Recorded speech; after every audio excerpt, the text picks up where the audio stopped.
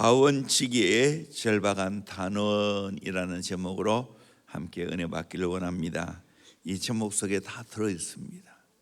가원치기는 누구일까요? 예수 그리스도입니다. 그분이 나를 위해서 절박한 탄원하고 있다는 거예요. 2025년 마지막 주일입니다. 하늘을 돌아보면 모두가 하나님의 은혜요 감사한 것밖에 없습니다. 그러나 또 하늘을 돌아보면 아쉬움이 남는 것도 사실입니다.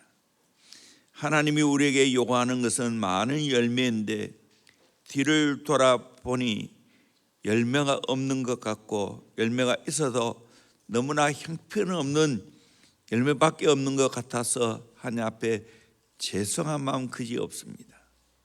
오늘 비유의 말씀을 통하여 한 해 동안 나의 삶을 점검하며 하나님께서 새해 주시는 나의 교훈을 받기를 진심으로 소망합니다. 첫째로 포도원 주인의 선고입니다. 7절에 보니까 내가 3년을 와서 이 무화과 나무에서 열매를 구하되 얻지 못하니 찍어버리라. 어찌 땅만 버리게 하겠느냐. 주인의 선고입니다. 3년 동안 열매를 맺지 못하니까 찍어버리라고, 땅만 버리겠다고. 포도원 주인의 강력한 선고입니다. 이렇게 주인이 선고하는 것은 마땅합니다. 그 이유를 살펴보면 첫째, 주인의 많은 사랑을 이 무화과가 받았습니다. 한 사람이 포도원에 무화과 나무를 심은 것이 있더니 라고 했습니다. 포도원에 무화과를 심었습니다. 길가에 버려진 무화과를 좋은 포도원에 옮겨 심었습니다. 주인은 열매를 기대하고 심었습니다. 그런데 열매가 없습니다. 어쩌면 이것이 우리의 모습이 아니겠습니까? 세상에서 망아지처럼 내 마음대로 날뛰며 살아가는 나를 하나님이 예수님 통하여 구원받게 하시고 포도원 같은 교회에 나오게 하시고 신령한 말씀을 먹고 교육자의 사랑을 받고 많은 성도들의 사랑을 받고 오늘까지 살아온 것 하나님의 은혜인 줄로 믿습니다. 이렇게 하시면 하나님이 우리에게 많은 열매를 맺기 위해서 그렇게 사랑을 쏟아부었습니다. 그런데 아쉽게도 열매가 없습니다. 안 좋은 열매만 맺었습니다. 이사야 선지자가 말한 대로 좋은 포도 맺기를 원했는데 들포도 바닷가 없는 포도 맺었습니다. 이런 내 자신의 못난 모습을 바라볼 때 찍어 버림받아야 하는 것이 마땅하지 않겠습니까? 충분한 기회도 부여받았습니다. 주인의 말이 내가 3년이나 와서 열매를 구해도 열매가 없다고 3년 동안 기다려주었어요. 충분한 기회도 주었어요. 열매를 기대하고 배려했음에도 불구하고 열매가 없다는 겁니다. 세 번째로 계속 두면 손해를 끼치기 때문입니다. 어찌 땅만 버리겠느냐. 열매 없이 이 무화과는 자꾸 입만 무성하니 주에는 포도까지 영양분을 뺏어갑니다. 땅만 버립니다. 손해를 끼치니까 찍어버리는 것이 마땅하겠죠. 하늘을 돌아보고 우리 자신의 삶을 한번 조명해 봅시다. 하나님께서 우리에게 바라는 것은 좋은 열매인데, 그런데 우리의 삶을 보면 좋은 열매 맺기는커녕 좋지 않은 열매를 맺었습니다. 그럼에도 불구하고 아직도 내가 여기에 살고 있고 예배드리고 있다는 것, 하나님의 긍휼과 하나님의 은혜와 사랑이 아니겠습니까? 오늘 주시는 말씀을 통해 가원직이 되시는 주님의 맺힘을 깨닫고 다시 한 번 더 내가 회개하고 결단하는 시간이 있기를 원합니다. 두 번째로 가원직의 절박한 탄원입니다. 먼저 첫째로 회개를 촉구하는 절박한 탄원입니다. 8절에 대답에 이르되 주인이여 금년에도 그대로 두소서. 내가 두루 파고 걸음을 줄이니 이후에 많은 열매가 열면 조건이와 그렇지 않으면 찍어버릴 수도 하였다 하시니라. 주인이여 금년에도 그대로 두소서. 주인의 기대에 미치지 못하는 나무였습니다. 그럼에도 불구하고 금년에도 그대로 달라고, 기다려달라고. 왜 그렇게 가원치기가 주인에게 요청했을까요? 사랑입니다.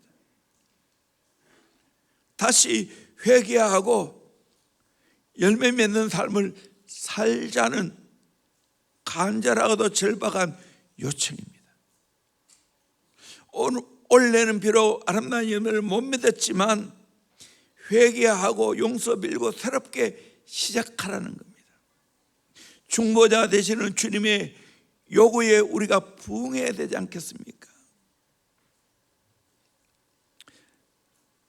재판에서 사형 선고를 받은 어느 살인범이 있었습니다.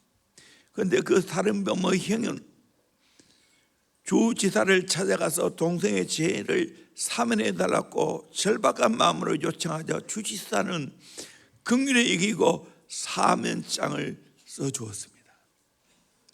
형은 기쁜 마음으로 사면장을 안주머니에 넣고 날아갈 듯이 깜방에 동생에게 찾아갔습니다. 형은 동생을 만나 물어보았습니다. 만약에 내가 사면받고 나간다면 뭘 하겠니? 동생은 이를 갈면서 말합니다. 만약에 내가 교도소에 나간다면 첫째로 나에게 사형 선고를 내린 판사를 죽이겠다. 그 다음에는 재판자리에 증인선 사람을 총으로 쏴 죽이겠다. 형은 속으로 소따라치게 놀랐습니다. 차마 그 사면장을 내어놓을 수가 없습니다. 만일 동생을 용서하면 두 명이 억울하게 죽을 것이 분명하기 때문입니다. 형은 사면장을 품속에 넣고 돌아왔습니다. 그리고 동생은 사형당하고 말았습니다. 왜 그랬습니까? 용서하지 않았습니다. 주님께서 이 땅에 오신 가장 큰 목적은 무엇입니까? 우리 죄인들을 받아들이고 용서하시기 위해서입니다. 형이 동생을 찾아가는 가장 큰 목적은 용서해 주기 위해서입니다. 그리고 회개를 기다렸던 겁니다. 회개 없이는 용서의 사면장을 받을 수가 없다는 겁니다.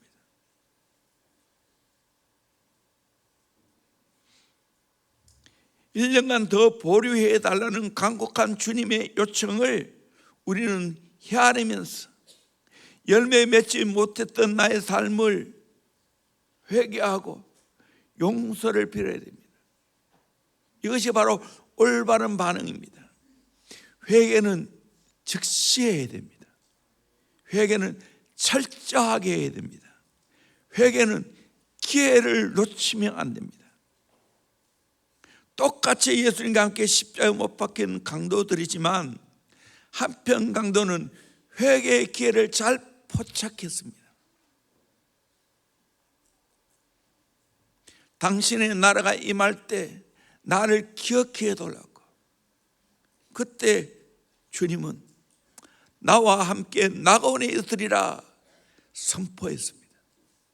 그러나 한편 강도는 오히려 죄 없는 예수님을 욕했습니다. 하나님의 아들이면 어떻게 십자가에 달리냐고. 결국에는 기회를 놓치고 지옥으로 떨어지고 말았습니다. 제자들이 똑같이 배신했습니다. 그런데 가룟 유다는 회개할 기회를 놓쳤습니다. 성만찬 때 나와 함께 그릇에 손을 넣는 그가 나를 팔리라 할 때, 그때가 바로 회개의 적기인데 그 기회를 놓쳐버리고 밤중에 문 밖으로 나갔다고 했습니다. 밤중에 문 밖으로 나갔다. 어둠으로 갔다는 겁니다.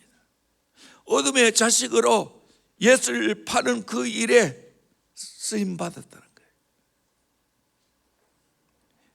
마귀에게 쓰임받았다는 거예요. 그런데 베드로는 회개할 기회를 붙잡았습니다. 베드로가 내가 주와 함께 죽을지언정 주를 버리지 않겠나이다 하고 장담했지만 결정적인 순간이 올 때 그는 공포에 질려 예수님을 부인했습니다. 3번이나 부인하고 맹세하기까지 하면서 배신 때렸습니다. 그때 예수님의 예언대로 닭이 2차례나 울었습니다. 또 신문 받으시던 그 주님의 뜨거운 사랑의 시선이 베드로의 눈길과 마주쳤습니다. 그때 깨달음이 왔습니다. 달려나 통곡하며 회개했습니다. 회개의 기회를 붙잡았습니다. 성교순례 가보면 그래서 그 교회 위에 표시가 닭이 표시입니다. 베드로가 닭 울음소리에 회개했다. 회개해야 되는 거예요. 똑같은 씨지만 어떤 씨는 옥토밭에서 30배, 60배, 100배 열매를 맺지만 어떤 씨는 길가 밭에 떨어져 새들이 주워 먹었습니다. 가지 떨기 돌밭은 말라 죽고 질식해서 죽었습니다. 밭이 중요하지. 회개하는 밭이 바로 옥토밭입니다. 그래서 미리 예고합니다. 30일 송구 영신 예배 때는 옥토밭 만들기에 관한 말씀을 전하라. 우리의 마음이 옥토밭이 되어서 새해를 맞이해야 되지 않겠습니까? 아멘. 옥토밭을 먼저 만들어야 열매를 맺지요. 하나님의 축복이 있죠. 말씀의 씨앗이 제대로 떨어지죠. 제대로 가감없이 말씀을 있는 그대로 받지요. 티모시 켈러가 쓴 마르지 않는 사랑의 샘, 영어로 말하면 The Prodigal God이라는 책이 있습니다. 그런데 The Prodigal Son이라고 해야지, 왜 The Prodigal God이라고 합니까? 아버지가 왜 탕자입니까? 하나님이 왜 탕자입니까? 말이 안 되지 않습니까? 여기는 진한 아버지의 사랑이 있습니다. 아버지는 탕자가 아니지만 아들이 탕자이기 때문에 자기 자신이 탕자가 되기까지 하면서 그 아들을 사랑했다는 겁니다. 이것이 하나님 아버지의 마음입니다. 진짜 부모의 마음은 자녀가 탕자처럼 회개하고 돌아오기를 원하는 거예요. 브라질의 어느 시골 마을에 남편이 병들어 죽고 딸만 데리고 사는 마리아라는 어머니가 있었습니다. 어릴 때의 딸 크리스티나는 어머니의 말씀을 잘 듣고 공부도 잘했습니다. 하지만 10대가 되면서 방황하기 시작합니다. 주말이면 친구들과 어울려 큰 도시에 나가 놀다가 자고 들어오곤 했습니다. 딸이 걱정이 된 마리아는 딸에게 도시에는 도둑이 많고 험한 사람도 많으니 조심해야 된다. 나쁜 친구 사귀지 말고 집에 있어야 한다. 당부했지만 딸은 어머니의 말씀을 무시한 채 가출하고 말았습니다. 마리아는 딸아이가 머물 곳으로 짐작되는 융도시로 직접 나설 것을 결심하고 사진관에 가서 자신의 증명사진을 여러 장 확대 복사를 했습니다. 그러고 나서 도시로 출발한 마리아는 호텔, 나이트클럽, 술집, 도박장, 딸이 있을 만한 곳을 찾아다녔습니다.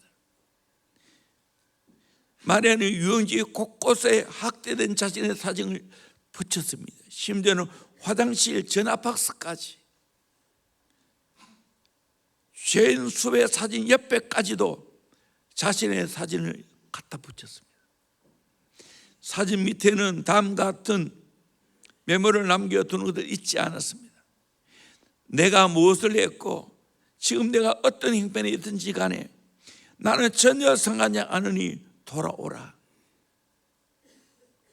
딸을 찾느라 수정의 돈을 모조리 다 써버리고 마리아는 지친 몸을 이끌고 시골 마을로 돌아왔습니다. 그로부터 몇 주 후에 밤새도록 나이트클럽에 춤추고 나서 술에 취해 비틀거리며 계단을 내려오던 크리스티나는 벽면에 언뜻 익숙한 얼굴을 보게 되었습니다. 가까이 가보니 바로 자기 어머니 얼굴이었습니다. 크리스티나는 얼른 그 사진을 떼어냈습니다. 그 동네에 사진이 붙어 있는 것은 부끄러운 일로 여겼기 때문입니다. 사진 밑에는 어머니의 메모가 있습니다. 크리스티나는 깜짝 놀라 주를 살펴봤습니다. 그런데 잠시 생각해 보니 자신이 부끄러워해야 할 이유가 하나도 없습니다. 집 나간 딸을 찾으려면 딸의 사진을 붙여야 할 것인데 어머니는 자신의 사진을 붙여놓은 겁니다. 그리고 나서 메모를 남겨놓았지만 다른 사람이 딸을 알아채지 못하도록 딸의 이름을 쓰지 않았습니다. 결국 평생을 선량하게 사는 어머니는 딸을 대신해서 온갖 죄가 들끓는 우범 지역에 자기 얼굴을 판 겁니다. 쪽이 팔린 겁니다. 마치 예수님이 나를 대신해서 자기 몸을 팔아서 우리의 죄값을 대신해서 지불하셨습니다. 그리고 주의 벌로 우리의 모든 죄를 찢어주셨습니다. 내 대신 예수님이 쪽 빨렸습니다. 얼마큼요? 벌거벗고 십자가에 달리셨습니다. 이것보다 더 쪽 빨린 일이 어디 있습니까? 왜 그렇게 했어요? 쪽 빨리는 나를 위해서 예수님이 그렇게 부끄럽게 수치스럽게 고통스럽게 십자가에 달렸다는 사실입니다. 오늘 우리도 긍휼히 계시는 이 아버지의 마음을 알고 정말 회개하고 주께로 돌아와야 될 줄로 믿습니다. 나의 잘못을 정직하게 깨달아야 될 줄로 믿습니다. 하나님 아버지의 마음, 예수의 마음을 잘 담고 있는 찬송이 있죠. 2부에는 한번 불러봅시다. 1부는 안 불렀는데 어서 돌아오. 마이크 다 치세요.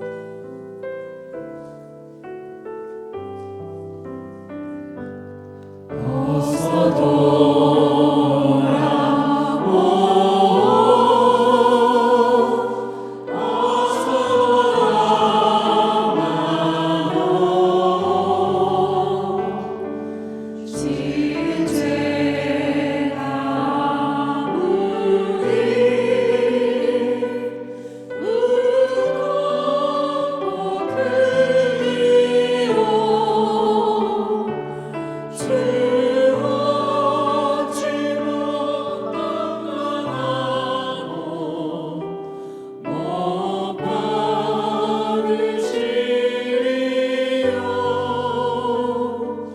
우리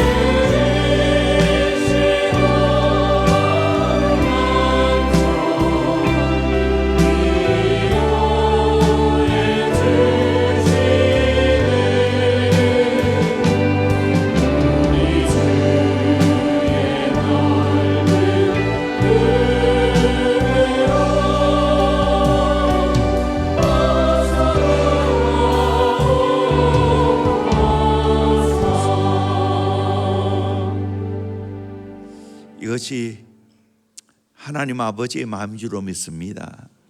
이 목자의 마음이에요. 목자의 마음.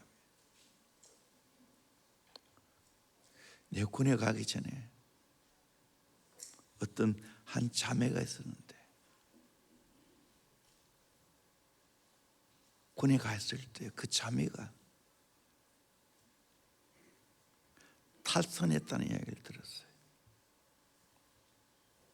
깊은 이야기는 불아버지상 할 수 없지만 그 이야기를 들을 때 얼마나 제가 마음이 아팠는지.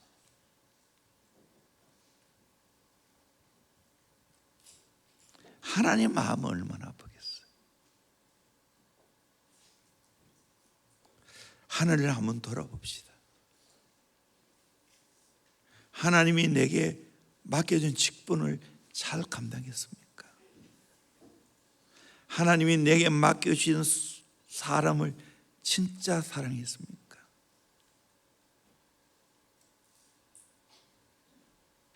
하나님 앞에 마땅히 들어야 할 11조를 제대로 들었습니까? 신앙이 어린 자에게는 이해해요. 그래서 오랜 신앙생활을 했는데 불구하고 쓸 것이 너무 많았어. 청지기의 사명을 제대로 감당하지 못한 것은 없습니까? 말라기 3장 10절에 보니까 만군의 여호와가 이르노라, 너희의 온전한 11조를 창고에 들여 나의 집에 양식이 있게 하고 겉으로 나를 시험하여 내가 하늘 문을 열고 너에게 복을 쌓을 것이 없도록 붙지 아니하나 보라. 이렇게 말했는데도 불구하고 당장 내가 쓸 것이 모자라고 하나님을 향한 사랑의 마음이 식어지니까 하지 못한 게 없습니까? 날 위해 생명까지 아끼지 않고 내어주셨는데 나는 주를 위해서 어떻게 살아왔습니까? 2025년을 한번 돌아볼 수 있기를 원합니다. 두 번째로 새로운 기회를 붙잡으라는 절박한 탄원입니다. 간신히 1년을 연장받은 무화과나무 같은 우리는 이제는 꼭 열매 맺는 삶을 살아야 되겠다는 절박한 마음이 서야 되지 않겠어요?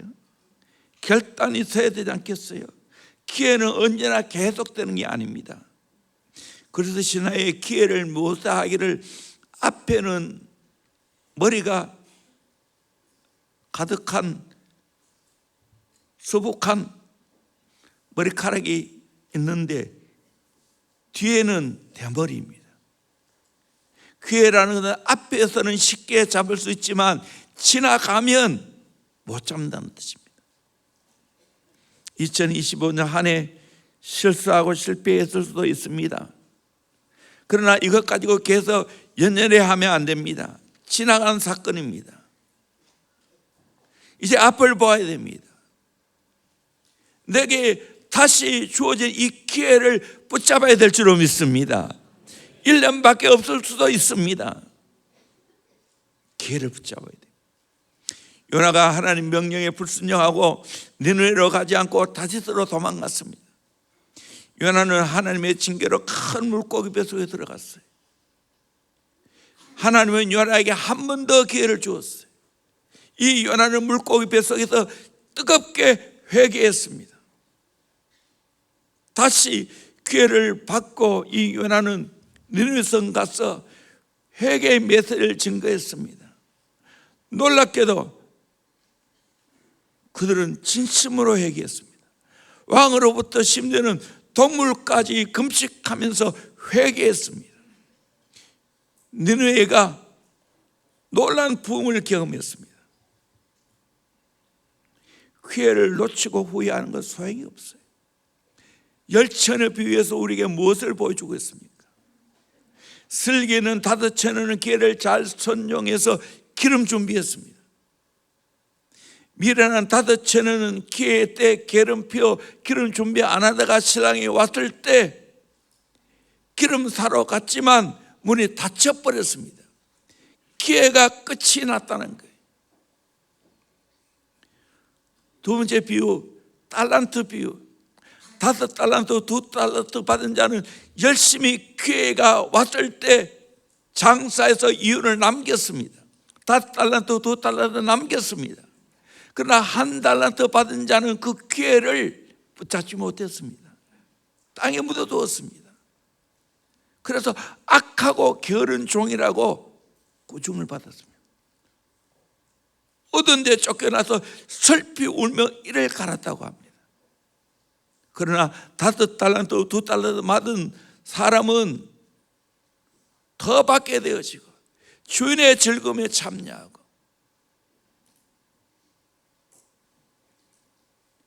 칭찬의 대상이 됐어요. 착하고 충성된 종아. 그리고 우리 주위에 있는 어려운 형편에 있는 사람들에게 사랑을 베풀어야 되죠. 이 우리가 해야 할 일입니다. 이번 성탄절을 지나서도 은퇴하신 목사님들, 또 개척교회하는 목사님들 별것 아니지만 과일 상자 보내고, 그리고 선교사님을 다 묻었지만 이 기회를 통해서 또 우리 교회 연결된 선교사님에게 그렇게 보냈을 때 얼마나 감사한 마음으로 전화 오기도 하고 문자를 보내기도 하고 카톡 보내기도 하고. 이것이 교회가 해야 할 일이 아닌가 생각이 듭니다. 이거는 사실 별것 아니죠. 작은 거죠. 기회의 때를 놓치면 안 됩니다. 그래서 소 잃고 외양간 고치기, 사후 약방문, 행차후 나발, 벗어 지령한 뒤에 손들기, 이건 나 어려서 은행이라는 거예요. 기회가 왔을 때 최선을 다해서 붙잡아야 된다는 거예요. 열심히 해야 된다는 거예요. 금년에는 열 맺지 못하고 지나갈 수가 있습니다. 잘못 살할 수가 있습니다. 이제 우리가 어떻게 해야 됩니까? 다시 기회를 붙잡아야 됩니다. 새해는 더 내가 마음먹고 헌신하기로 각오해야 됩니다. 더 바싹 주님께 달라붙어야 됩니다.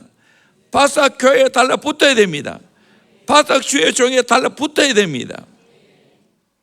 우리 생애 최고의 해라는 영화가 있습니다. 이 영화의 줄거리는 이렇습니다. 2차 대전 때 헤럴드 레셀이라고 하는 청년이 공수부대의 원으로 전투에 참가했다가 폭탄에 맞아서 두 팔을 잃었습니다. 불구가 된 그는 참으로 낙심하고 좌절하면서 하나님 앞에 기도합니다. 하나님, 나는 쓸모없는 사람입니다. 나는 쓸모없는 사람입니다. 그런데 하나님께서 이 원망의 기도하는 그에게 분명히 들려주었습니다. 그래도 너는 이런 것보다 얻은 것이 많지 않느냐, 가진 것이 많지 않냐. 레셀이 가만히 생각해 보니까 자기에게는 두 팔을 잃었지만 생명이 있고 두 눈이 있고 두 귀가 있고 두 발이 있습니다. 정말 이런 것보다 얻은 것이 아직도 너무 많습니다. 생각을 바꾼 그는 의사에게 부탁해서 의술을 만들었습니다. 열심히 타이프 치는 것을 연습했습니다. 그래서 자기가 지나온 생활을 잘 정리해서 책으로 읽혔습니다. 이것이 일학 베스트셀러가 되었고 영화화 되었습니다. 많은 사람들에게 감동 주었습니다. 영화 제목이 우리 생애 최고의 해입니다. 어느 기자가 그에게 물었습니다. 당신은 신체적 조건으로 인하여 절망하지 않았습니까? 그는 결연히 대답했습니다. 아닙니다. 나의 육체적인 장애는 도리어 가장 큰 축복이 되었습니다. 우리는 언제나 잃어버린 것을 계산하는 것이 아니라 하나님께 받은 것을 생각하고 계산해야 될 줄로 믿습니다. 그 잃은 걸 통해 더 큰 것을 얻어내야 될 줄로 믿습니다. 아멘. 이게 진짜 간증입니다. 여러분, 이런 것이 있습니까? 아직 남은 것이 많습니다. 하나님의 축복이 많습니다. 오히려 이런 것으로 인하여 더 큰 하나님의 은혜를 받아야 되지 않겠습니까? 하나님은 그것을 보신다는 거예요. 그 의인 한 사람을 본다는 거예요. 소돔 고모라가 망한 것도 소돔 고모라 성이 타락해서가 아니고 의인 10사람이 없어서 망했다고 합니다. 예루살렘 성이 망한 것도 의인 한 사람이 없어서 망했다고 합니다. 심판이 교회에서부터 시작된다고 합니다. 하나님은 악의를 보는 것이 아니고 저와 여러분 의인 하나님의 자녀를 본다는 것입니다. 그래서 내가 바로 살아야 됩니다. 내가 회개하고 다시 기회를 붙잡아야 됩니다. 이 기회를 놓치면 안 된다는 겁니다. 다시 한번 기회를 달라고 간절히 기도하면서 주님의 심장으로 내가 하나님 앞에 부르짖어야 되지 않겠습니까? 주님의 요청을 내 마음에 새기면서 기회를 달라고 해야 되지 않겠습니까? 지난번에도 내가 소개했지만 우리 오셨던 전영순 선교사님, 그가 약사를 해서 젊은 날에 돈을 많이 벌었습니다. 집도 사고요. 그러다가 남편 성공하기 위해서 남편 미국 가는데 자기도 따라갔어요. 돈은 이미 많이 벌어놨으니까. 그런데 시아버지가 사업해서 실패함으로 그 집 팔아달라는 거예요. 자기가 번 건데. 그래서 그 집을 팔아줬어요.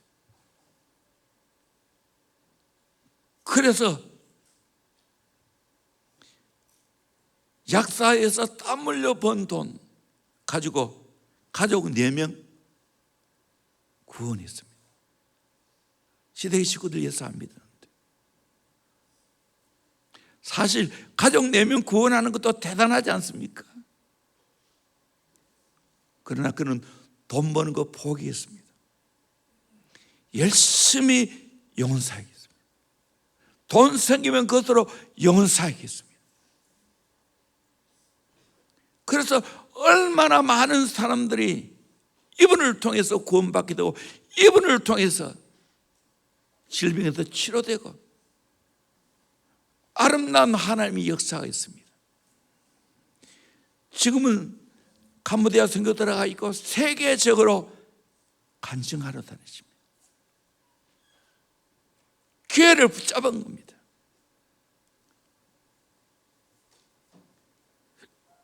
그렇게 집을 내놓을 때 자기의 모습을 정직하게 봤다는 거예요.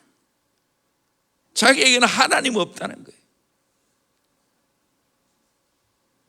진심으로 회개하고 그때부터 주님의 인도함을 받고 살아가는데 기가 막히게 하나님이 인도하시는 그 삶, 또 필요한 걸 하나님이 채우시는 그 삶을 경험하고 살고 있습니다. 오늘 또 그런 삶을 살아가야 되지 않겠습니까? 세 번째로 결단을 촉구하는 절박한 탄원입니다. 9절 보니까 이후에 만일 열매가 열면 좋거니와 그렇지 않으면 찍어버리소서. 1년밖에 없다는 거예요. 이제 기회가 얼마 없다는 거예요. 단호하게 결단하는 거예요. 내가 회개하지 않으면 찍어버린다는 거예요. 가온치기의 비장한 결단입니다. 열매를 맺지 못하면 찍힘을 당할 무화과 나무는 이제는 기필코 열매를 맺어야 한다는 강한 결단을 가져야 됩니다. 이 결단이 없이는 찍어 불에 던짐받아야 됩니다. 오늘 마지막 2025년 주일을 맞이했습니다. 우리에게도 결단이 필요합니다. 해도 되고 안 해도 되고 하는 문제가 아닙니다. 반드시 열매를 맺어야 됩니다. 반드시 회개해야 됩니다. 그래야 새로운 기회가 열린다는 겁니다.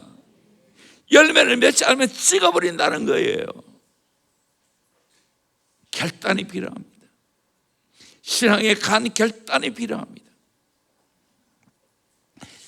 이 땅에 살면서도 좋은 결단이 필요하지요. 미국의 어느 광고 대리지만 회사에서 2,500명을 대상으로 당신이 무엇 때문에 실패하였습니까? 물었습니다. 실패한 이유는 30가지인데 그 중에 가장 대표적인 것은 결단력 부족입니다. 하나님 앞에 쓰임받는 사람을 보면 다 하나님 앞에 바른 결단이 있는 사람입니다. 여호수아, 다니엘, 에스더, 이사야, 룻, 사도 바울 다 결단의 사람입니다. 한국의 대표적인 목회자 주기철 목사님, 그의 신앙은 한마디로 일사각오입니다. 죽을 때 각오하고 신앙생활하는 겁니다. 말씀을 지키는 겁니다. 수진성로입니다. 강한 결단이 필요하다는 거예요. 어쩌면 대형교회 지금 강한 결단을 하나님이 이 강단에서 우리에게 요구하고 있는지 모릅니다. 아니, 요구하고 있습니다. 깨달으셔야 돼요. 배고픈 사자가 토끼를 발견하여 잡아먹으려고 쫓아갔습니다. 토끼는 채를 낳아 잡아먹히지 않기 위해 도망을 쳤습니다. 그만 사자가 놓치고 말았습니다. 다른 사자가 어떻게 토끼 하나 못 잡나 하고 빈잔을 주었습니다. 그 사자는 시시거리며 말했습니다. 토끼는 도망가는 것이 목숨에 달린 일이지만 나에게는 그저 토끼 잡는 것, 저는 함께 달려있는 것이라고. 목숨을 건 채선과 대강하는 차선은 이렇게 차이가 나는 겁니다. 미국 속담에도 차선은 채선의 차악의 원수라는 말이 있습니다. 차선의 행운을 기다리지 말고 채선의 결단을 할 수 있기를 주의 이름으로 축원합니다. 그 결단이 뭡니까? 하나님 앞에 회개하는 겁니다. 바르게 살겠다는 결단인 겁니다. 사람의 능력은 평소에 10분의 1도 사용하지 못한다고 합니다. 최선을 다하면 얼마든지 큰 일을 할 수가 있습니다. 열매 맺기를 위해 내가 결단하면 주님이 두릅하고 걸음을 준다고 말합니다. 주님이 책임져 주신다고 말합니다. 오늘 또 내가 결단하면 주님이 책임져 주실 줄로 믿습니다. 아멘. 내 인생 예수께 한번 드리기로 결단해 보세요. 내 잘못을 철저하게 깨닫고 내가 죄인으로 주 앞에 서보세요. 때로는 사람 앞에 서보세요. 그때 불쌍히 여김받는 거예요. 이 결단입니다. 이걸 자꾸 회피하려니까 우유부단하는 거예요. 윌리엄 볼덴이라는 분, 유명한 분이죠. 명문가정에 태어나 예일대학에도 공부하고 후에 중국 선교사로 했습니다. 친구들이 당신을 왜 외국에 가서 그렇게 고생하려고 하는가? 여기도 얼마든지 주의를 하고 잘 살 수 있는데 나는 중국의 영혼을 구원하기 위해 가야 한다고.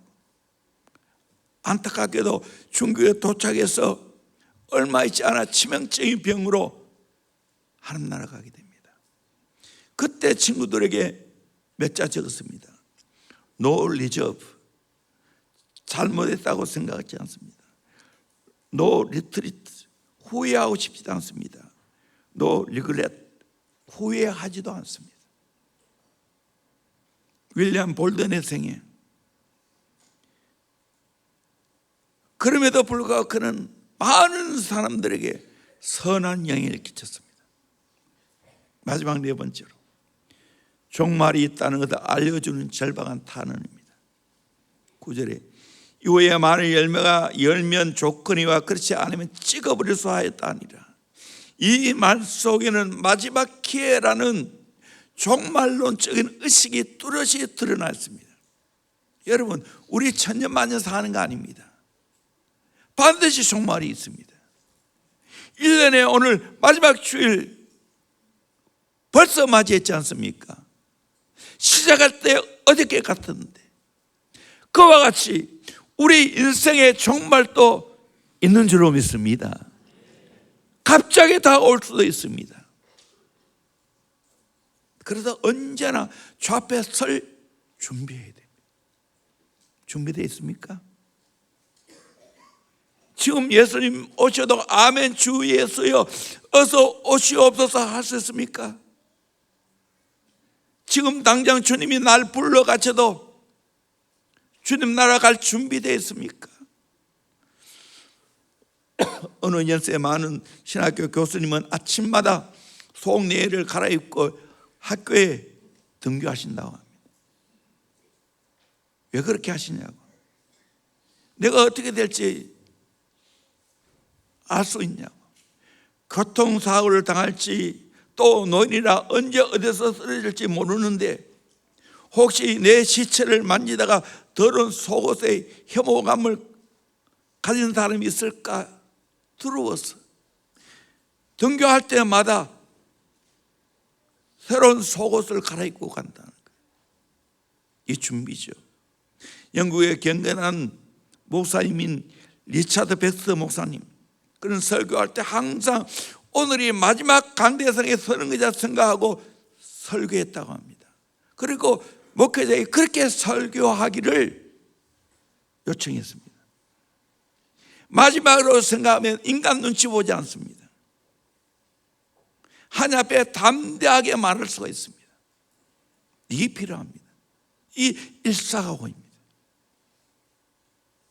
우리는 항상 종말 의식을 가져야 됩니다. 내가 주 앞에 서야 된다는 것. 그러면 내가 진지하지 않을 수가 없어요. 내가 죄에 뒹굴 수가 없어요. 세상에 빠져 살아갈 수가 없어요. 내가 받아들여 쓰임받아야 되지. 내가 가지고 있는 돈 잘 써야지. 주 앞에 서는데. 미식축구협회에서 경기를 분석한 적이 있는데 언제 점수가 가장 많이 나는가?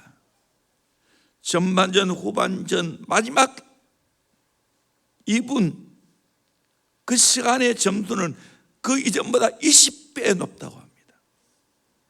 마지막 기회다고 생각하면서 열심히 뛰다 보니까 골이 나는 겁니다. 그와 같이 내 인생의 마지막이 있다는 것을 생각하면 바르게 살 수 있습니다. 하나님께서 우리를 찍으려고 도끼를 나무 뿌리에 놓여있는지 모릅니다.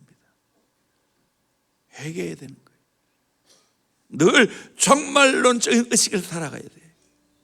주 앞에 서야 된다는 그 마음을 가져야 됩니다. 오늘 이 말씀을 통해 내가 한 해 동안 열매 맺지 못했다면, 내가 잘못 살았다면 철저하게 회개하고 이제는 한눈 팔지 않고 새해에는 정말 내가 예수의 제자로 살겠다고, 정말 내 인생 예수께 들고 헌신하며 살겠다고 각오하고 결단할 수 있기를 주의 이름으로 축원합니다. 다 두고 가야 됩니다. 내게 아닙니다. 때가 있을 때 바르게 써야 됩니다. 내 인생 예수께 드려야 됩니다. 제자로 살아가야 됩니다. 더 깊게 기도하고 하나님 앞에 은혜를 많이 받아야 됩니다. 그러면 내 인생은 똑바로 살아갈 수 있습니다. 그 복된 삶을 저 여러분이 살아갈 수 있기를 주의 이름으로 축원합니다. 2025년도 제대로 열매 맺지 못했다면 똑바로 회개하고 2026년 더 많은 열매를 맺기 위해서 결단하는 시간이 되기를 주의 이름으로 축원합니다. 1년만 기회를 주겠다 했지 않습니까? 꼭 이 1년만이 아니라 정말 내가 정신 차려서 이제는 열매를 맺으라는 비유입니다. 이 비유에 걸맞게 살아가는 저 여러분 되기를 주의 이름으로 축원합니다. 우리 찬송하겠습니다. 주는